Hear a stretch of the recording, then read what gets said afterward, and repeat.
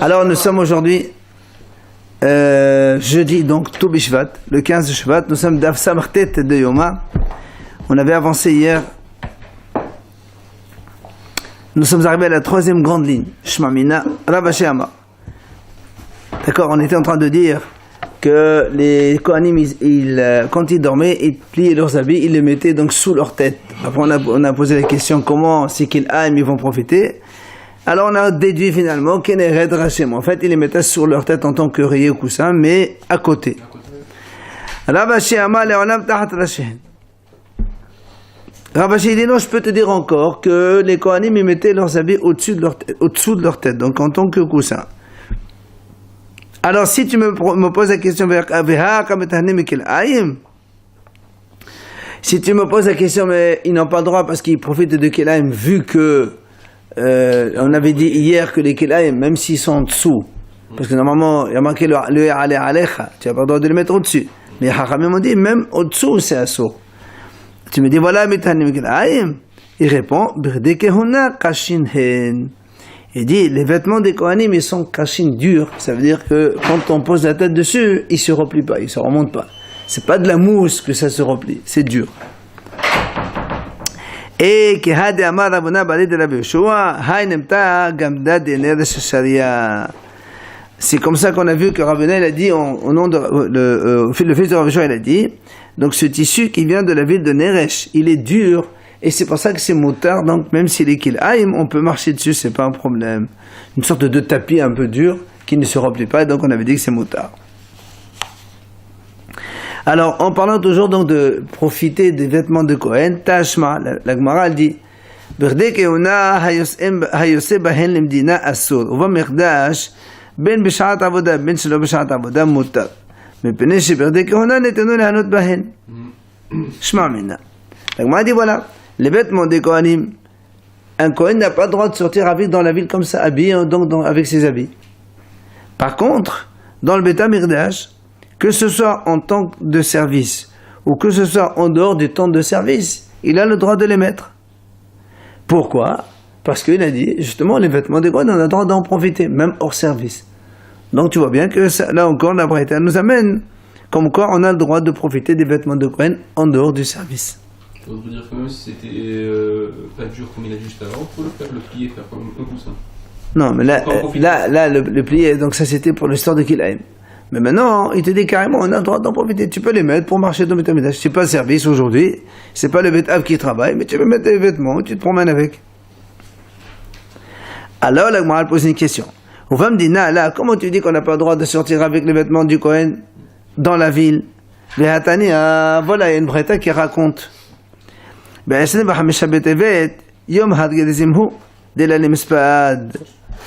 25 Tevet s'appelait Had Gedezim et c'était un jour où c'était un jour de fête où on n'avait pas le droit de faire des oraisons funèbres. Pourquoi? C'était le jour Yom Shebershu Kotiyim et Bet Elohenu Melachsandros Mordon et Hacharevo Untanu Lahem. C'était le jour où les Kotiyim, ceux qui habitaient à Kouta, c'était donc le village de Kouta, ils ont demandé au roi Alexandre le Grand de leur autoriser de détruire le Beth Amikdash et il leur a donné l'autorisation. Qu'est-ce qu'ils ont fait? On a informé Shimon HaTzadik qui était le Kohen Gadol de l'époque. On a dit, tu sais, voilà ce qui se passe.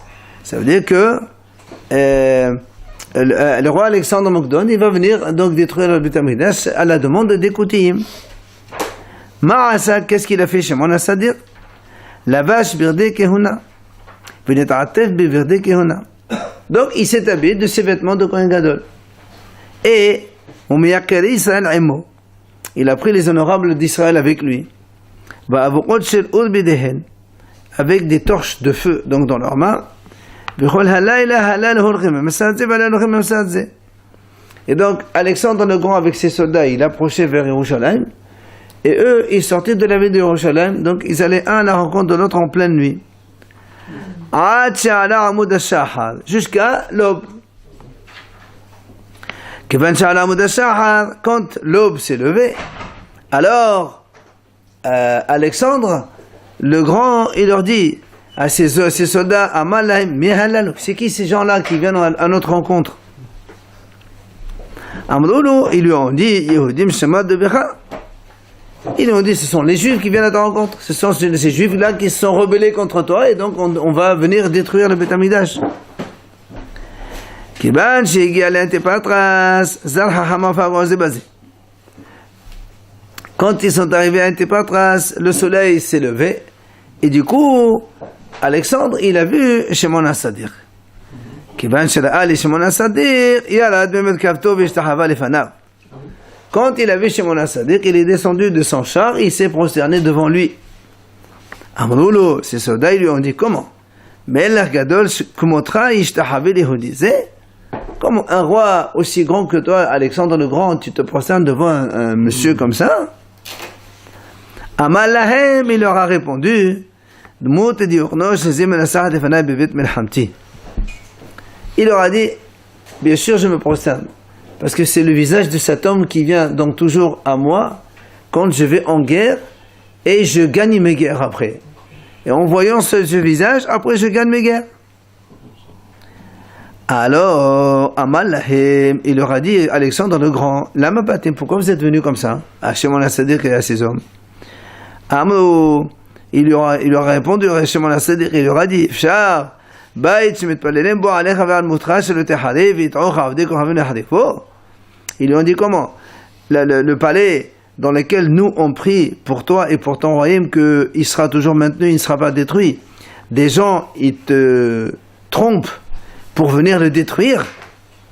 Amal Lahem Mihalalu. Il leur a dit, qui c'est ces gens-là qui m'ont trompé? Ils lui ont dit, ce sont ces gens-là qui sont avec toi. C'est eux qui t'ont dit que de venir détruire ce palais-là, dans lequel nous on prie pour ta santé, Zarmakilo, donc c'est pour ton bien. Amal Lahem, il leur a dit, il leur a dit, voilà, je les livre devant vous, faites-en ce que vous voulez. Miyad, les Bnei Israël, qu'est-ce qu'ils ont fait? Ils leur ont fait des trous dans leurs talons. Et ils les ont attachés à la queue de leurs chevaux. Ils les traînaient dans les rues comme ça, sur les ronces et les herbes, les koutim, ouais. Jusqu'à ce qu'ils soient arrivés au mont Gerizim. C'est là où ils étaient les Koutim. Et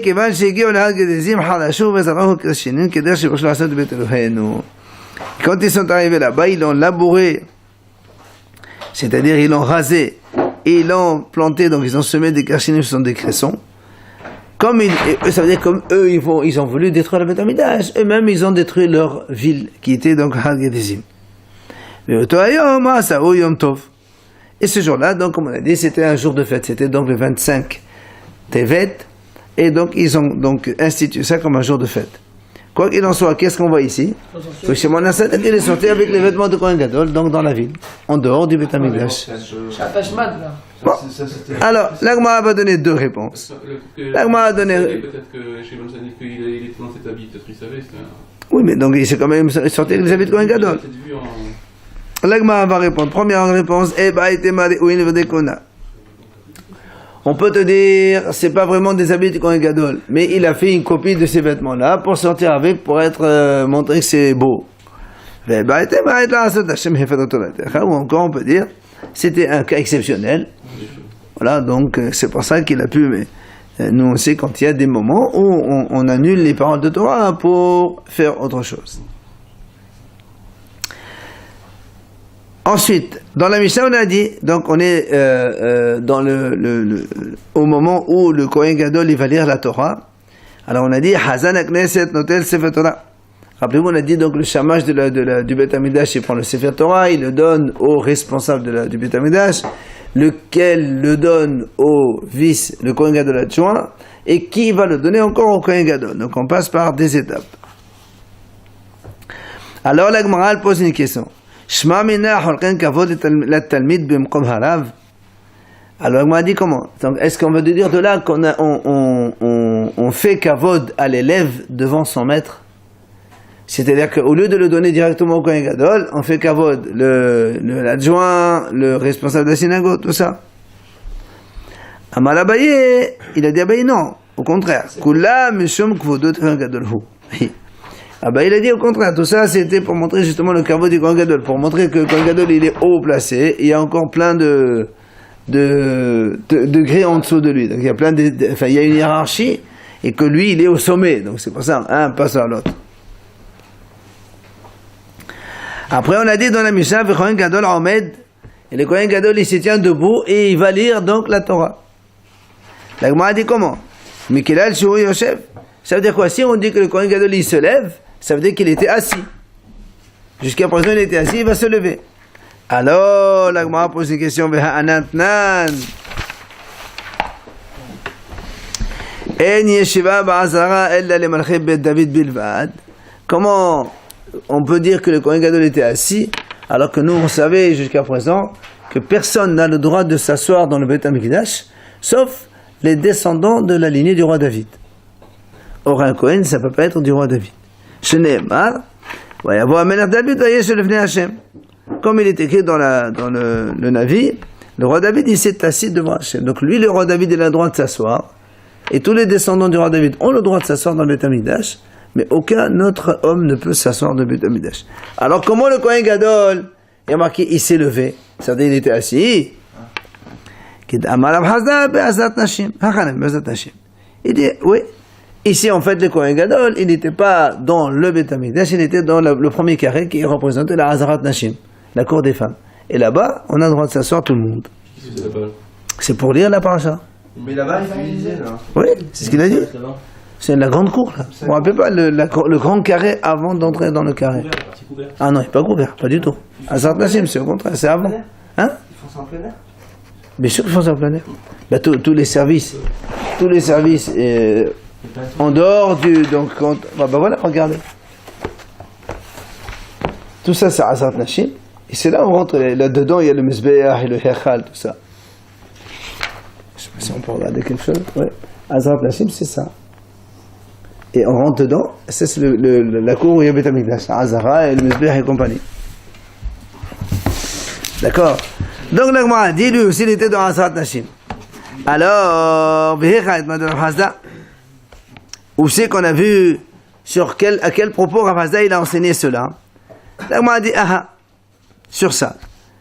Lequel? Et comme ça c'est marqué dans la Gemara, mais la Gemara dit, Détania Hechan Kodem Boba Azara. Alors on a posé la question. Où c'est que le Kohen Gadolini, Tanakama a dit, Azara dans la Azara, c'était donc dans la cour du Beth Amikdash. La Bélaz de Ben Yaakov Omed, Behalabait, il dit non, c'est Behalabait, c'est-à-dire au mont du temple, en dehors. Shneemar, comme on a vu dans Ezra, quand il a lu la Torah, il a marqué là-bas, il a lu dans en dehors, donc, les Fnei al-Hov. En dehors, donc, Behal Habayit. Azara, c'est en plein air aussi, non? Azara, c'est la cour des femmes qu'on a. Donc, c'est Azara, pour l'instant, on a dit, Azara, c'est normalement, Azara, c'est la cour du Beth Amikdash. Alors, c'est là où Amar Rav Hasda Be'ezrat Nashim. C'est pour ça que c'est là-bas où Rav Hasda, il a dit, c'est pas le Azara du Beth Amikdash, c'est Azarat Nashim, c'est la cour des femmes. Alors, comme on a parlé de ça, de ce pasuk à propos de Ezra, la Gemara va nous commenter cela. C'est marqué Ezra, il a donc fait la bracha sur le nom d'Hashem Hagadol le grand. La Gemara dit, Maï Gadol, ça veut dire ça, le grand. Amar Rav Yosef, Amar Rav, Shegidelo Beshem HaMeforash. Ça veut dire que il a prononcé le vrai nom d'Hashem, le Shem HaMeforash, ça s'appelle agrandir. Rav Gidal Amar, Baruch Hashem Elohei Israël men ha'olam ad ha'olam. Il a dit que quand on a dit, il a béni Hashem, le grand nom d'Hashem, ça veut dire qu'on a institué de répondre, au lieu de dire Amen à la fin des bénédictions, on dit Baruch Hashem Elohei Israël men ha'olam ad ha'olam. C'est Ezra qui a dit le machin proche? Oui. Alors, Amal et Abaye, le Ravdimi, Vedil Mashikidou le Beshem HaMeforash. Il a dit, mais pourquoi tu dis peut-être que c'est vrai. Pourquoi tu dis pas la réponse que l'autre il a donnée? Gadol, ça veut dire il a grandi en prononçant le vrai nom d'Hachem. Alors il lui a répondu, Amalé, en omrim shema mefalash birvulim. Il lui dit, on n'a pas le droit de prononcer le nom d'Hachem en dehors de la Hazara de Beth Amikdash. Et comme lui il se trouvait à Harabayet, ça ne marche pas. Alors il m'a dit, là, comment tu dis qu'on n'a pas le droit à Béartiv? ויעמוד עזדה הסופר על מגדל העשר של עשו לדבר ואמר אב גידה שגדל בשם המפורש.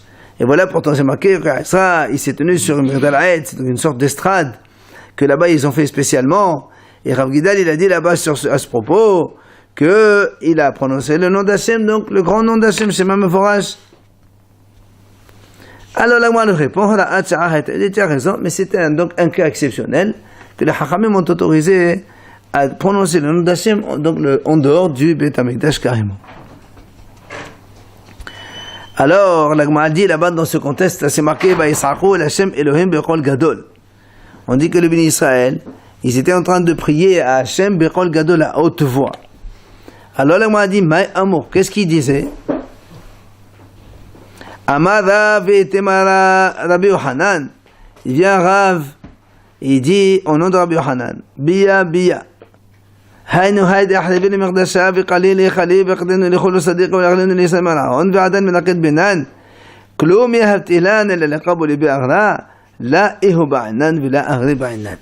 Il dit que le béni Israël, Israël c'était au retour du second Beth Amikdash après l'exil de Babel. Alors il dit qu'est-ce que le béni Israël criait? Il disait à Hachem, ce Yetzerara de la Avodah Zara que tu nous as donné, c'est à cause de lui que le Beth Amikdash a été détruit. Et le Echal il a été brûlé. Et les Bnei Israël et les Tzadikim ils ont été tués. Et nous les Bnei Israël on a été exilés de notre terre. Et encore le Yetzerara de la Avodah Zara il tourne autour de nous. Alors ils disent à Hachem, d'accord tu nous l'as donné pour qu'on puisse se battre contre lui et on a une récompense. Eh bien ni on veut de lui ni on veut de sa récompense. Les Bnei Israël ils ont prié à Hachem pour qu'il enlève le Yetzerara de la Avodah Zara. On est au début du deuxième. Que le premier Beth Amikdash a été détruit à cause de la Avodah Zara et le Hazor Damim. D'accord? Et donc on est au deuxième. Alors ils veulent éviter. Ils ont demandé à Hachem, écoute, enlève-nous ce Yetzerara de la Avodah Zara. C'était énorme à l'époque. Tu aurais dû prier pour le Yetzerara tout court. Dans ces cas-là, on retourne là-haut dans le ciel. Ben, on n'a rien à faire ici, c'est pas de Yetzerara. Alors, quand ils ont prié comme ça, c'est marqué Nafal lehu putka merqi'a de Abba katav ba emet. Quand ils ont prié donc tellement fort, il est tombé une lettre du ciel dans laquelle il y a marqué le mot emet. Ça veut dire que Hachem il a accepté leur prière. Amar Rav Hanina, shma mina chotamo shel HaKadosh Baruch Hu emet. De là, on apprend que la signature d'Hachem, c'est justement le mot Emet. Alors, qu'est-ce qu'ils ont fait les Bnei Israël de l'époque? Ils ont donc décrété un jeûne de 3 jours et 3 nuits. Mais ça, à la fin, Hachem leur a donné le Yetzerara de l'Avodah Zara. Il leur a livré, donc il leur a enlevé. Comment ça s'est passé? Ils ont vu sortir une sorte d'image de lion de feu du sein du Kodesh HaKodashim de Beth Amikdash. Une sorte d'un lion en feu. Amar lehu Navi l'Israël, le Navi qui était à l'époque, Rachid a dit que c'était Zecharia ben Edo, il leur a dit, c'est lui le Yetzerara de Avodah Zara. C'est celui-là, c'est l'image du lion qui est sorti de là-bas. Comme le passage qui était là-bas, c'est lui le rachat. Alors évidemment, il voulait l'attraper. Quand il voulait l'attraper, il y a des poils qui sont arrachés donc de ce lion. Il a poussé un grand cri. Et on entendait sa voix jusqu'à 1600 km. Alors, ils ont dit comment on va faire? Si il continue à crier comme ça, peut-être que dans le ciel on va avoir pitié de lui et on va le remettre. Allez, il faut qu'on trouve une solution. Amal lehu navi, il y avait le prophète là-bas, il leur a dit, c'est une solution. C'est quoi? Shadiuhu bidouda de avra, bihafiu lefumi beavra de avra mesh'ab sha'if khala. Il leur a dit, vous savez ce qu'on fait? On va prendre un tonneau en plomb, on le rentre dedans et on ferme avec du plomb. Le plomb, ça retient le son. Et on n'entend plus rien après. Il va les mordre. Hein? Il va les mordre. C'est un lion en feu.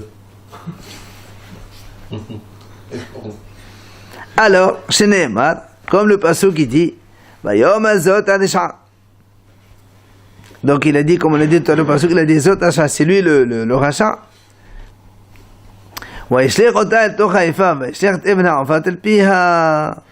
Et donc ils l'ont jeté là-bas dans une mesure et ils ont mis donc une paire de plomb pour évidemment boucher tout ça et c'est terminé. Le Yetzirara, il est mort. Pour le lion, il a une autre image, non, le lion aussi, par rapport à la Torah. Oui, c'est sûr, mais bon, c'est le prophète qui leur a dit que c'était ça. Alors, la Gemara continue de dire, les Bnei Israël ont dit,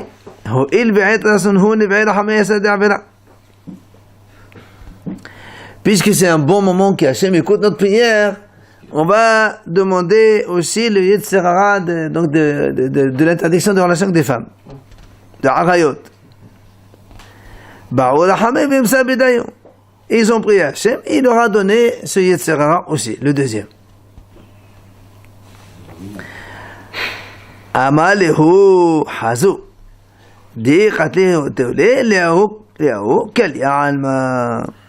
Alors le prophète il leur a dit attention, si on va tuer celui-là, le monde il va se terminer. Ça veut dire il n'y aura plus de descendance. Ma question. 2 secondes. On l'a enfermé pendant 3 jours pour savoir ce qui se passe. On n'a plus trouvé un seul œuf en Israël. Même les poules ne pondaient plus des œufs. Pourtant, c'était le Yetzirara de l'adultère. Non, pas que de l'adultère. C'est tout Avera des femmes. Lui, ça déjà là. Oui, C'est vrai que ces femmes, c'est pas assourd. Attends, c'est pas Yetzirara ça. On parle pas de ça. Il faut pas oublier que si on enlève tout, quand on enlève le Yetzirara de la Harayot, c'est de toutes les relations interdites et permises. Un seul, il t'amène pour faire cette relation. Alors maintenant, il y a des gens qui le font avec leur femme dans la Torah et la permission, et d'autres qui le font avec des charlottes. Alors, quand ils n'ont pas trouvé donc aucune poule qui a été pondue, ils ont dit comment on va faire maintenant? Si on le tue, le monde il va s'arrêter. Il n'y a plus de reproduction. Si on demande à Hachem la moitié, dans le ciel on ne donne pas moitié, on donne tout, c'est pas rien. Qu'est-ce qui s'est passé? Ils l'ont mis du noir, du khal dans les yeux, ils l'ont un petit peu aveuglé, le Yetzirara. Ce qui a servi cela, c'est qu'aujourd'hui, même les gens, quand ils font des relations interdites, ils ne les font pas avec les sœurs, la mère, tout ça. Enfin, pas les... Voilà, pas l'inceste. Oui, c'est exceptionnel. Les Sharim, les Rachayot, c'est malheureusement monnaie courante, mais l'inceste, ça reste une exception. La question qu'on peut se poser, c'est pourquoi Hachem il a quand même accédé à leur demande, puisque s'il savait que le monde il allait s'arrêter derrière, il aurait pu ne pas leur donner. C'est marqué que c'était Aetratson. Ils ont bien prié Hachem à accordé leur prière. Ils ont dit, en tant qu'on y est, c'était les 3 raisons. Je sais bien. C'était les 3 raisons pour lesquelles le premier Beth Amikdash a été détruit. Ils ont dit, allez, écoutez, on va essayer d'enlever tout ça, comme ça au moins on aura un deuxième Beth Amikdash qui sera terminé. Le meurtre. Et la deuxième chose, alors à ce moment-là, s'ils prient contre le Yetzirara d'Avodazara, alors les Juifs ils auraient pu prier non plus, si on voit que ça va dans le bon, dans le mauvais. Si on prie l'Avodazara, on prie aussi Hachem. Donc si j'enlève le Yetzirara de l'Avodazara, je prie plus non plus. Si je suis cette logique. Non, n'oublie pas une chose. À l'époque, regarde, est-ce qu'aujourd'hui, nous, on fait l'Avodazara? Non. À l'époque, les gens de nature, ils couraient derrière l'Avodazara comme si quelqu'un il court derrière un truc. C'était, je l'État comprends ça. était tellement incroyable. C'est pareil. Alors ils priaient plus fort. Alors ils priaient plus fort peut-être à l'époque, et aujourd'hui on prie moins fort. Pourquoi on prie moins fort? Parce que si on a plus... Enfin, je sais pas si vous avez compris. Eux, ils ont prié pour enlever les Sadaf d'Azara. Ils l'ont enlevé. Bon, Hachem, tant mieux pour eux. Comme ça, moi, nous, aujourd'hui, on a la chance de ne pas avoir cet attachement. Voilà. Attirance.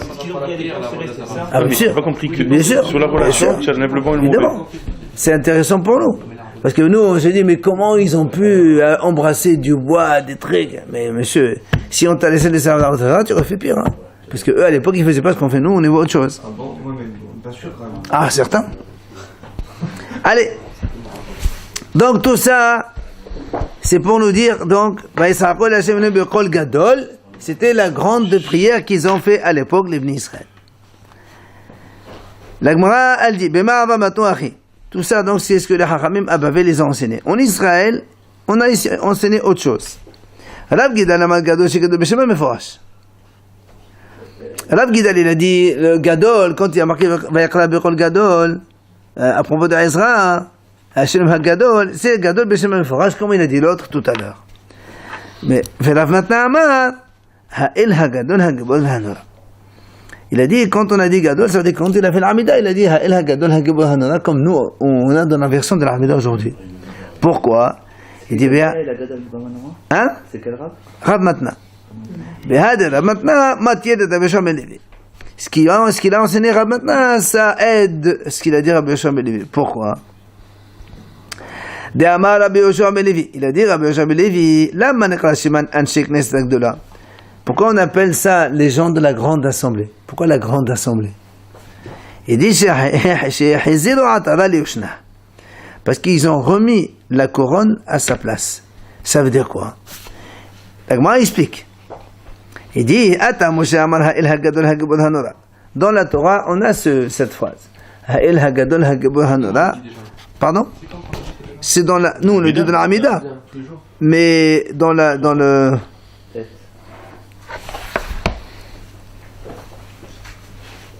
C'est dans le Sefer Ezra. Non, ça c'est après quand il est revenu. Alors, Moshe Rabbeinu a dit Ha'el HaGadol HaGibor HaNora. Ata Yirmiya, quand il y a eu la destruction de Beth Amikdash, il y avait à l'époque de Yirmiya, Ve'amar, il a dit comment? Nochrim meqad qinin behechalo. Aye nor ota. Lo ma nora. Il a dit, regarde, il a vu, lui, il a assisté à la destruction de Beth Amikdash. Il a dit comment? Les goïms, ils font ce qu'ils veulent dans le Beth Amikdash. C'est ça qu'on dit, Hachem, il est redoutable. Alors il a enlevé le mot Nora de la Hamida. On ne dit plus Nora, on dit Ha'el HaGadol HaGibor, c'est tout. Continuons. Ata Daniel Amar, Nochrim Mishta'bedim Befanav. Aïe Gvorotav. Daniel, lui, il était à Babel. Il a vu comment les Babyloniens, ils asservissaient les Bnei Israël pendant l'exil. Il a dit, c'est ça la force d'Hachem. Les Goïms, ils font de leurs enfants, de ses enfants, ce qu'ils veulent. Alors il a enlevé Gibor. Il a dit, Ha'el HaGadol, ça suffit. Là, Amar Gibor. Ato Enhu. Quand ils sont venus, les gens de la grande assemblée, ils ont dit, Adrabba, c'est tout le contraire.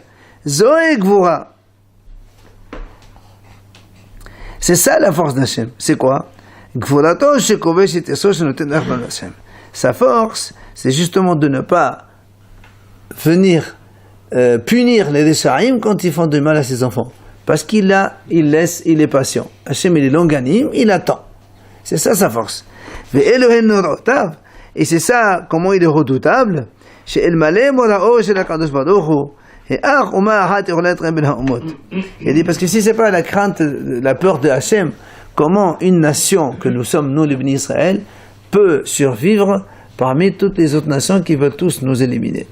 Donc certainement, c'est parce que les Goïms craignent, ils ont la peur d'Hachem. Donc tu vois bien qu'il y a aussi encore aujourd'hui, même si on est en exil, il y a encore la crainte d'Hachem. Et donc les gens de la grande assemblée, ils ont remis Ha'el HaGadol HaGibor HaNora à leur place. Ils ont peur d'Hachem. Ils ont peur de la riposte d'Hachem. La preuve, c'est qu'ils ne nous attaquent pas. C'est la protection d'Hachem aussi. Absolument. C'est ça que Hachem fait qu'ils ont peur pour que ne pas qu'ils viennent. Alors, la Gemara dit, Alors on a dit, comment ça se fait que le prophète Irmia et le prophète Daniel, ils se sont permis d'enlever ce que Moshe Rabbeinu a institué? Amar Rabbi Elazar, mitor shiyod'in behakadosh baruch hu she'amitihu lefichach lo chizbu bo. Parce que eux, ils savent que Hachem c'est un vrai, c'est la vérité. Alors ils ne peuvent pas dire des choses qui ne sont pas vraies, selon eux. Donc comme c'est pour ça que le premier il a enlevé Nora, le deuxième il a enlevé Gibor, parce que eux ils savent que Hachem c'est la vérité, et on ne peut pas dire des choses qui ne sont pas vraies. Bon, après les hommes de la grande assemblée, ils ont évidemment remis les choses en place, comme on vient de l'expliquer. Bien. On passe maintenant donc à la suite de la Mishnah. On a dit que le Kohen Gadol il prend le Sefer Torah et il lit Acharemot ve'ach be'asor. Il lit donc le passage de Acharemot que nous lisons à Kippour le matin. Et après, juste après, il lit le passage dans Parashat Emor qui lui aussi parle de Kippour.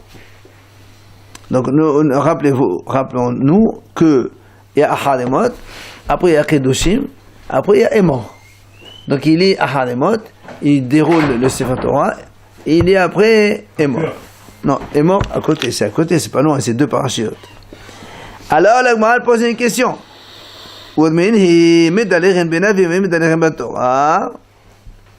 Comment tu dis que le Kohen Gadol il lit un passage dans Acharemot et un autre dans Emor? Alors que nous on a dit dans la Braïta c'est marqué, on a le droit de sauter quand on fait le Navi. C'est-à-dire quand on lit l'Aftara, on peut lire un passage et on saute et on lit un autre passage à côté. Mais dans la Torah on n'a pas le droit de sauter. Alors comment il lit deux passages comme ça en sautant en morceaux? La Gemara répond, la kasha, c'est pas un problème. Pourquoi? Kan b'chdei sheyafsik hatorgeman, kan b'chdei shelo yafsik hatorgeman. Il dit non, c'est vrai, on n'a pas le droit de sauter dans la Torah, parce qu'à l'époque, quand on lit un passage dans la Torah, il y a un interprète qui explique. À l'époque, le Sefer Torah, ça a duré 1 heure, 1 heure et demie, 2 heures. Chaque passouk, il y a un interprète, il explique aux gens ce que c'est. Alors c'est pour ça qu'il dit, c'est-à-dire, quand est-ce qu'on n'a pas le droit de rouler? Si par exemple l'interprète il explique, il a fini, et toi tu es en train de rouler encore, de dérouler le Sefer Torah, ça c'est assourd, parce que tu déranges le peuple. Ça s'appelle Todah Tzibour.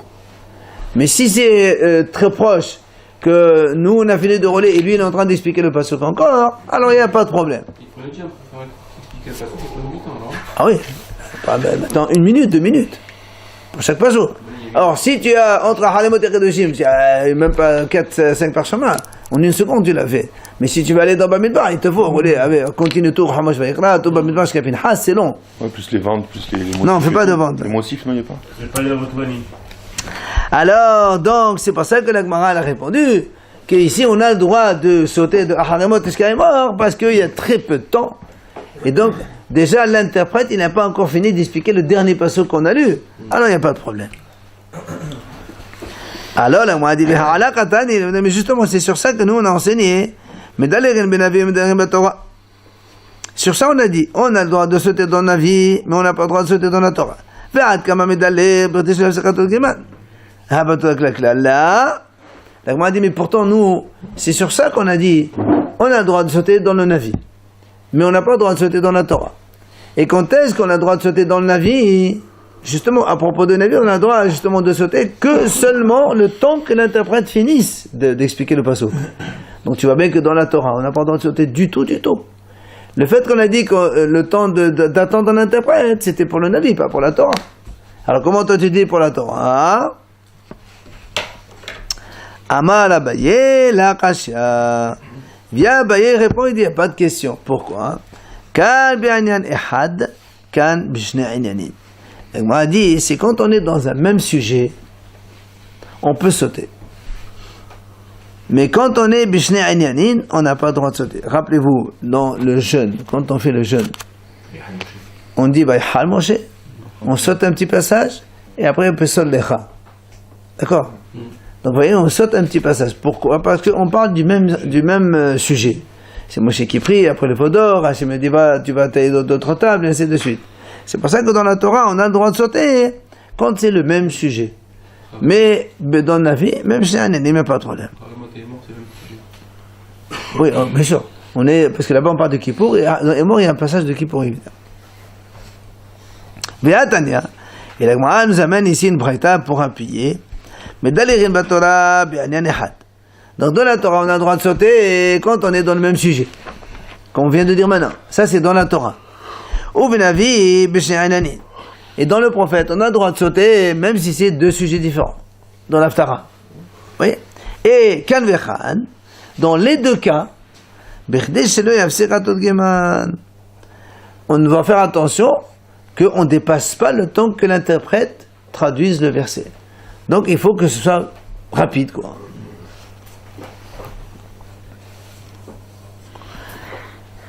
Alors, on m'a dit, et même quand on a dit on a le droit de sauter dans le Navi, par exemple, si on est dans le Navi Shmuel, tu sautes d'un Pérec à un autre Pérec, il n'y a pas de problème. Mais tu ne peux pas sauter de Shmuel, tu vas jusqu'à Yeshua, ou bien de Yeshua, tu vas jusqu'à Ishaïa. Tu ne peux pas sauter d'un Navi à un autre Navi. On ne fait pas comme ça. On fait, dans le même Navi, tu as le droit de sauter d'un paragraphe à un autre. Par contre, on a dit, ou Navi shel shnem asat medalerin. Et dans la vie, Tra'asat, c'est un. Parce que dans la vie, il y a d'abord Yeshua, après Shoftim, après Shmuel, après Mlachim, c'est des grands navis. D'accord? Chacun, il a plusieurs prakim, 20, 30, 40 prakim. Mais si tu vas après, on a à la fin de tous les prophètes, on a 12 petits navis. Nehemia, Séphania, Daniel, des navis qui ont 3-4 prakim. Yona, vraiment des très petits prakim. Alors on les a tous collectionnés dans un même groupe, et on appelle ça Tra'asa. C'est-à-dire il y a 12 prophètes là-bas qui sont dans un même livre. Alors c'est pour ça qu'il dit, mais attends, mais là-bas, dans le même livre, comme c'est des petits Nivi'im, on a le droit de sauter d'un autre. D'accord? Tu prends Sfania, Haga, tout ça. Tous les petits, ouais. Tous les petits, on a le droit de sauter de l'un vers l'autre. Par contre, au Bilvad, mais on n'a pas le droit de commencer par le dernier et aller vers le premier. Donc on a le droit de, s'il y a 12, par exemple, tu fais un petit peu du troisième et tu passes au septième, il n'y a pas de problème. Mais tu ne peux pas faire le 12e et après tu passes au premier. Tu peux pas donc de le faire. C'est l'Aftara. Oui. Il faisait l'Aftara à l'époque. Parce que l'Aftara, c'est pas après quand les Juifs avaient été persécutés. Oui, mais on y est. Oui. Oui. Mais c'était pas après ça? Oui, mais on y est après. On parle d'après. On parle d'après. Après, on a dit, rappelez-vous, le Kohen Gadol, quand il a fini de lire Aharemot et est mort, il ferme le Sefer Torah et il leur dit, il y a encore un autre passage qui va lire par cœur, qui est surtout dans Bamidbar. On a dit qu'on ne peut pas rouler parce que c'est trop long et ça perd du temps. Alors, on m'a dit,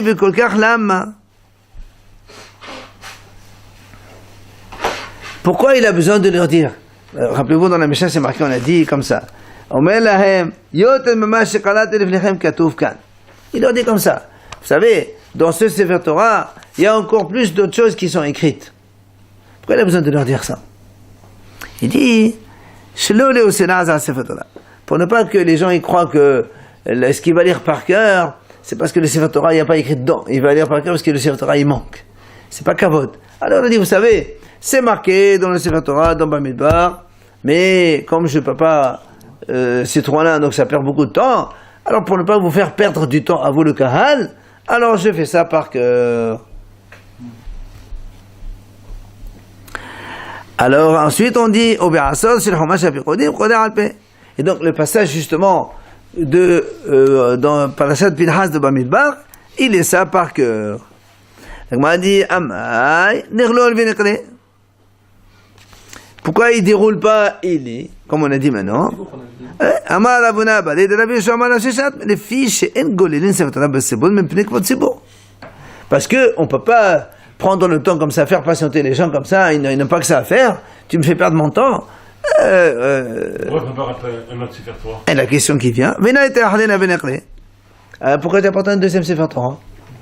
C'est qu'apporte un autre, tu le mets dans la page de pays la veille, tu ouvres le premier, tu finis de lire, tu ouvres le deuxième, tu lis le deuxième. Ravuna Baliudaman, Mishum Pramosh Rishon. Ravuna répond, il dit, tu sais pourquoi on apporte un deuxième? Parce que si on apporte un deuxième, les gens ils vont croire que le premier, on a trouvé une faute dedans, et c'est pour ça qu'on change. Regarde, quand est-ce qu'on a le droit d'apporter deux Sefer Torah? Ouais, c'est parce que celui qui est monté dans le premier, il ne peut pas monter dans le deuxième. D'accord. Celui qui est monté dans le premier Sefer Torah, il n'a pas le droit de monter dans le deuxième. Parce que s'il monte dans le deuxième, on va croire que le premier, il n'est pas bon. Mais qu'est-ce qu'on fait? On fait lire des personnes dans le premier et un autre dans le deuxième.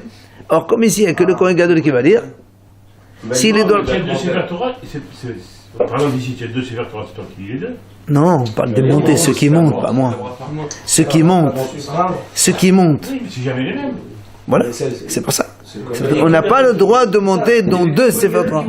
Qui lirait, qui lisait, il n'y a que lui qui lit. Oui, mais il lit de Bah, là, c'est lui qui lit. Il est tout à Baracha. Ouais, c'est hiérarchique Cohen-Lévi. Ah non, c'est lui qui lit tout. Pour lui, le problème, c'est pas la lecture, le problème, c'est qui monte Non, c'est lui qui monte et celui qui lit. Il n'y a pas... Il n'y a pas de cette montée. Ah non, dans le Beth Amikdash, il n'y a pas cette montée. Ils ont C'est lui qui mis lit tout. Shekel, vous n'avez pas besoin de. D'accord? Hein? Il y avait que lui. On l'amène, on a dit on l'amène. Pas besoin de don. Et Machatzit Shekel. Non, mais c'est vrai. Mais il y avait un endroit certainement où les gens priaient, ouais. Non, j'ai pas Apparemment, vu. c'était Ni deux motif, passages ni rien du tout. Hein? C'est deux passages différents. Ah, Hadamot est mort. Et après, il y a Ah bah bien sûr, c'est différent. Ouais, donc c'est quoi le problème? Comment c'est vrai? On va dire que le Sefer Torah est pas bon vu qu'on lit dans le même. Justement, pourquoi tu ne continues pas dans le premier? Non, parce que c'est deux passages différents. D'accord, pourquoi tu ne continues pas dans le premier? C'est ça la question. Si c'est pourquoi tu ne continues pas dans le Justement, premier? parce qu'il y a du temps pour faire attendre le Kael. Très bien. Prends le deuxième, il continue. Maintenant, si on prend un deuxième, quelqu'un il vient et dit, attends, imagine, toi tu rentres dans une synagogue, tu vois deux Sefer Torah. Un il est fermé et un il lise dans le deuxième. Tu dis, tiens, ils ont trouvé une faute dans le premier, certainement. Voilà. Ouais, mais ça, c'est toi qui le comprends, mais de l'extérieur, tu ne le comprends pas. Aujourd'hui, on le fait alors.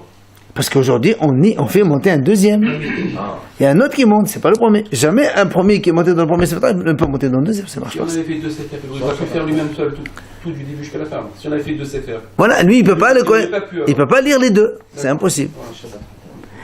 Non, c'est autre chose.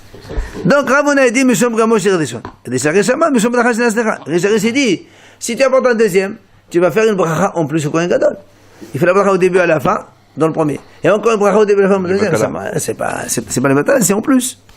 Et le fait qu'il fasse un autre passage, il doit pas faire une bracha en plus. Hein? Le fait qu'il fasse un autre passage, même par cœur, il devrait pas faire une bracha aussi. Et non, parce qu'il n'a pas fait la bracha encore de la fin. Il va continuer à lire, après il fait la bracha de la fin.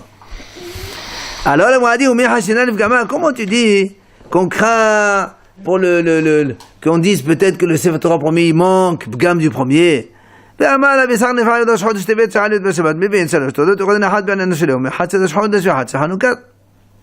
dit, voilà, nous on a vu. Rabbi Sarnafa, il a dit, quand par exemple, dans le Chodesh Tevet, il vient un Shabbat, on fait sortir 3 Sefer Torah. Un de Shabbat, un de Rosh Chodesh et un de Hanouka. Donc tu veux bien, on fait sortir 3 Sefer Torah. Moi, je dis, c'est pas un problème. Tlata gavri betlata safre, les kav gama. Had gavra betlata safre, les kav gama. C'est ce qu'on a dit. Là-bas, quand on fait sortir 3 Sefer Torah, Shabbat, Hanouka, Rosh Chodesh, il y a 3 personnes différentes, chacun il monte dans un Sefer Torah. Là, il n'y a pas de risque que les gens ils disent, ah, le Sefer Torah il manque. Chacun il monte dans un différent. Donc chacun il est valable. Mais ici, le même Kohen Gadol, il va lire dans 2 Sefer Torah. Là, il y a la crainte de dire que s'il est dans le deuxième, c'est parce que le premier, on a trouvé un défaut dans le premier. Alors, c'est pour ça qu'on ne permet pas d'apporter un deuxième Sefer Torah. Au milieu qui voit quelqu'un qui monte, il n'est pas censé savoir qu'il monte avant, il pensait que c'est le même. Non. Quand nous, on se fait sortir 2 ou 3 Sefer Torah. D'accord? On ne fait jamais monter ceux qui étaient dans le premier, ils ne montent pas dans le deuxième. Mais le deuxième dans le troisième. Donc, on sait que chacun, il a sa place. Mais si tu fais monter le même dans le premier et dans le deuxième, les gens disent pourquoi il remonte dans le deuxième. Mais moi, j'arrive dans la synagogue, il est dans le deuxième. Je peux penser que lui, il est monté aussi dans le... Je ne suis pas censé savoir. C'est peut-être le même qui a eu le premier. Non, ça c'est, on te dit comment ça se passe de façon générale le Shabbat. Il n'y a pas de crainte que les gens ils puissent parler donc du premier Sefer parce que c'est des montées différentes. Ce sont des gens qui montent, donc des gens différents qui montent dans la Torah. Donc ça marche. Ouais, très bien. D'accord.